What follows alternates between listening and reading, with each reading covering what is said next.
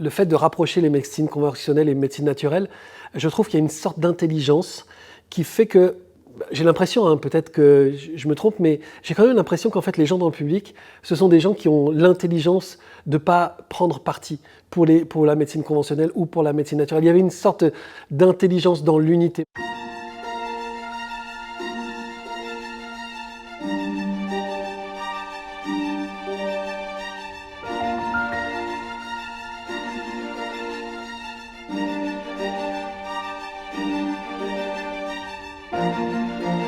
Ça a réveillé beaucoup d'émotions.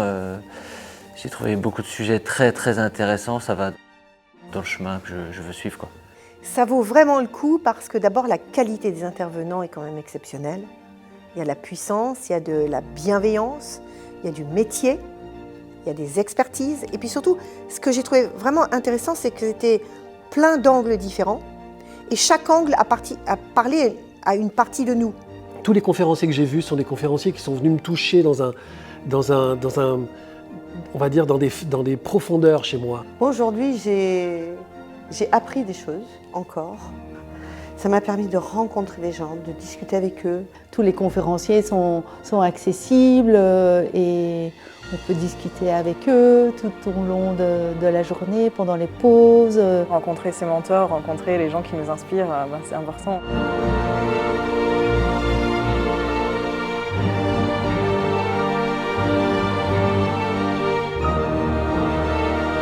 Moi, ce que j'aime apporter à ces personnes-là, c'est toutes les clés qui permettent de nettoyer le chemin pour qu'en prenant soin d'elles-mêmes, elles puissent mieux prendre soin des autres. Ces rencontres que Anne organise, c'est vraiment c'est quelque chose qui a un énorme espoir en fait, parce que ça permet de reconnaître, de mettre en lumière cette complémentarité, sortir de la dualité.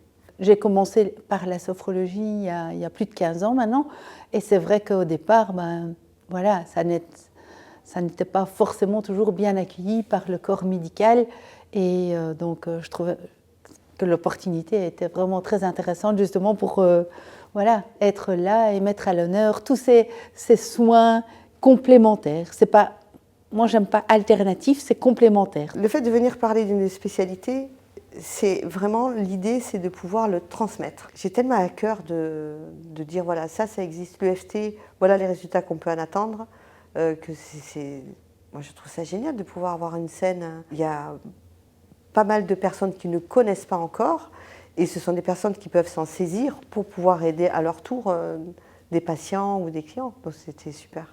J'ai été hypnothérapeute pendant quelques années et donc j'œuvrais déjà en parallèle, enfin en collaboration avec des pneumologues puisque j'accompagnais donc du sevrage tabagique.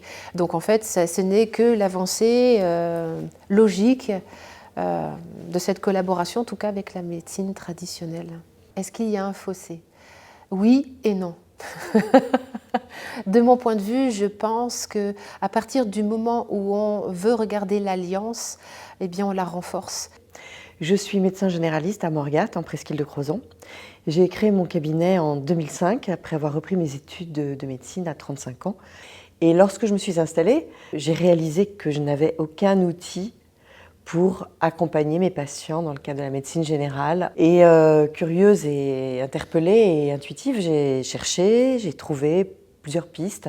Et je me suis donc formée petit à petit à la micronutrition, à la phytothérapie, à l'hypnose, et donc le l'EFT, le MDR, et puis surtout à une approche humaniste pour mes patients, où je trouve extraordinaire de créer un lien, de les accueillir, de les rassurer et de les aider à trouver leur chemin. Je pense que plus il y aura de médecins dans le public, et plus ils pourront aller sur scène ensuite, et après à pouvoir aussi participer à répandre et à transmettre ce message qu'il y a plein de solutions qui existent pour aller bien et pour aller mieux. Ouais. Tu en sors plus complet, tu en sors plus éclairé, tu en sors plus dynamisé.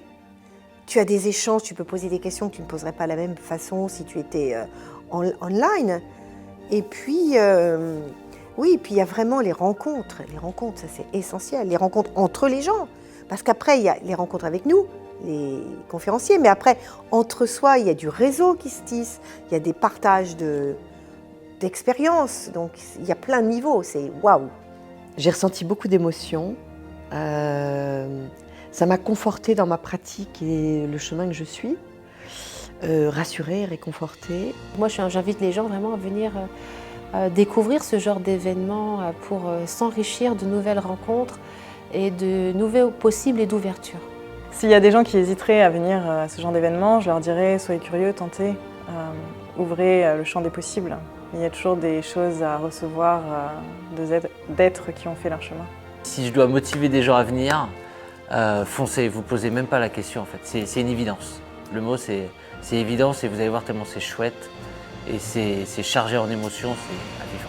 Ce que je trouve absolument génial, c'est que plus on hausse le niveau, et moins on est en face de conférenciers qui sont dans des démonstrations, mais plus dans des conférenciers qui sont dans le partage de leur expérience. Et ça, je trouve ça incroyable. Ça, moi, je suis absolument fasciné par des gens qui racontent pas ce qu'il faut, comment ils le font et comment il faut faire, mais ce qu'ils ont vécu, ce qu'ils ont trouvé, et comment ils nous recommandent l'expérience. Quand je vois ce type d'événement, ce type de public, ce type de conférencier, je me dis waouh, on est passé à autre chose.